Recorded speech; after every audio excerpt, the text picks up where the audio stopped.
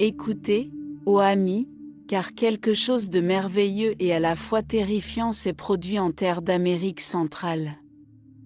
Deux manifestations distinctes de la Sainte Vierge, à la fois de Garabandal et de Fatima, se sont manifestées au Salvador. Oh, quelle merveille! Ces événements ont laissé perplexes tous ceux qui en ont été témoins, sur cette terre sacrée du Salvador, pendant les années tumultueuses allant de 1979 à 1992, une guerre civile dévastatrice a éclaté. Au milieu de cette tragique agitation, deux jeunes sœurs, Lydia et Flor Riva, âgées respectivement de 13 et 10 ans, ont commencé à avoir des visions de la Sainte Vierge Marie dans le pittoresque village de Las Rosas. Malgré le manque de services de base tels que l'électricité et l'eau potable, le foyer de la famille Riva est devenu un lieu de rencontre avec le divin. C'est alors que le père Prospero Sano entre en scène, une figure cruciale dans cette saga spirituelle qui se déroule. Sa rencontre avec les jeunes voyantes a marqué le début d'un profond voyage spirituel. Chargé de transcrire les messages de la Vierge, le père Prospero s'est lancé dans une mission qui façonnerait le cours de sa vie. Les messages, dans un langage spirituellement dense, dépassaient la compréhension des jeunes, soulignant ainsi leur origine divine. Ces apparitions ont été accompagnées d'événements miraculeux. Notamment l'apparition spontanée d'une source curative le 5 juin 1984. Cette eau miraculeuse, qui est censée posséder des propriétés curatives tant physiques que spirituelles, continue d'attirer les pèlerins en quête de réconfort et de guérison. La construction d'une modeste chapelle sur place témoigne de l'impact durable de ces manifestations surnaturelles. Lorsque le père Prospero présenta les messages à l'évêque Oscar Barahona, il reçut la validation de l'authenticité des apparitions. La reconnaissance de l'évêque de l'alignement des messages avec ceux de Garabandal a souligné le caractère divin de ces rencontres. Les interactions ultérieures avec Conchita, la principale voyante de Garabandal, ont encore corroboré l'importance des messages transmis au Salvador. Le voyage du père Prospero n'a pas été exempt de défis. Sa réticence initiale à accepter cette voie ordonnée a cédé la place à une acceptation profonde, marquée par des assurances et des grâces divines. 3 décennies après son ordination sacerdotale, le père Prospero réfléchit à la promesse initiale de paix de la Vierge, promise à la fin de la guerre civile. Son engagement ferme à diffuser les messages de la Vierge témoigne de sa foi inébranlable. Au cœur des messages de la Vierge se trouvent des appels urgents à la prière, au repentir et à l'unité dans l'Église. Les avertissements de tromperie entre le bien et le mal et le spectre imminent de la rétribution divine ont résonné à travers les manifestations.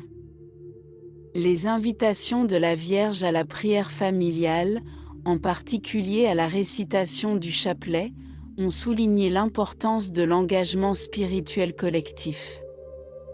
Alors que se déroule le récit des apparitions de la Vierge au Salvador, des questions surgissent sur le sens du véhicule choisi et la pertinence éternelle de ces messages.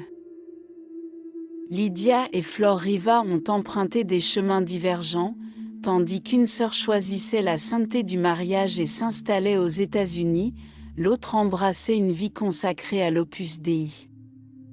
Leur engagement ferme envers leurs vocations respectives témoigne de l'influence durable des rencontres divines qu'elles ont vécues. Les apparitions de la Vierge, revêtant alternativement les habits de Notre-Dame de Garabandal et de Notre-Dame de Fatima, ont donné aux manifestations un profond symbolisme. Depuis l'émergence des eaux curatives jusqu'aux visions célestes d'un escalier descendant du ciel, chaque élément des rencontres avait une signification spirituelle, invitant à la contemplation et à la révérence. Incrustés dans les messages de la Vierge, il y avait des avertissements prophétiques sur les tribulations imminentes et le besoin urgent d'un réveil spirituel. Les références à l'infiltration de l'obscurité dans les plus hauts niveaux de l'Église et au potentiel d'un cataclysme mondial ont souligné la gravité des temps. L'appel au repentir et à la conversion a résonné sur tous les continents, transcendant les frontières temporelles, en réponse aux invitations de la Vierge. Des pèlerins venus de loin entreprirent des voyages de foi jusqu'au lieu sacré des manifestations. Ces pèlerinages, caractérisés par la prière et la contemplation, ont servi de catalyseur pour le renouveau spirituel et la solidarité communautaire. La convergence de différents croyants unis dans la dévotion a souligné l'universalité du message de paix et de rédemption de la Vierge. Au milieu de l'enthousiasme du réveil spirituel, le scepticisme et l'incrédulité persistaient comme des ombres persistantes. L'authenticité des apparitions est devenue un sujet de scrutin, éveillant à la fois une dévotion fervente et une incrédulité. Cependant, pour ceux dont les cœurs ont été touchés par des rencontres divines, le scepticisme a cédé la place à une foi profonde et à des rencontres transformantes avec le sacré. En tant que gardien des messages de la Vierge, le père Prospero et l'évêque Barahona ont assumé des rôles cruciaux en guidant les fidèles à travers le tumultueux terrain du discernement spirituel. Leur foi inébranlable et leur discernement ont servi de phare dans l'obscurité croissante, inspirant d'innombrables âmes à prêter attention à l'appel de la Vierge à la prière et au repentir. À la lumière des apparitions de la Vierge, de profondes leçons ont émergé, guidant les croyants sur le chemin de l'illumination spirituelle et de l'harmonie communautaire. L'impératif de la prière, du repentir et de la solidarité a résonné avec une urgence renouvelée, appelant l'humanité à un réveil collectif aux vérités transcendantes de l'amour divin et de la rédemption. Alors que les échos des messages de la Vierge résonnent à travers le temps et l'espace, ils servent de rappel à l'action et à l'unité dans le monde actuel, en proie à la division et à la discorde. L'impératif de la prière commune, du repentir et de la réconciliation émerge comme un puissant antidote contre les maladies spirituelles et les révolutions sociales. Les apparitions de la Vierge au Salvador offrent un rayon d'espoir au milieu des ombres de l'incertitude et du désespoir qui se profilent. Si vous souhaitez voir plus d'histoires de foi comme celle-ci, écrivez « Je le veux » ici-bas dans les commentaires. À bientôt.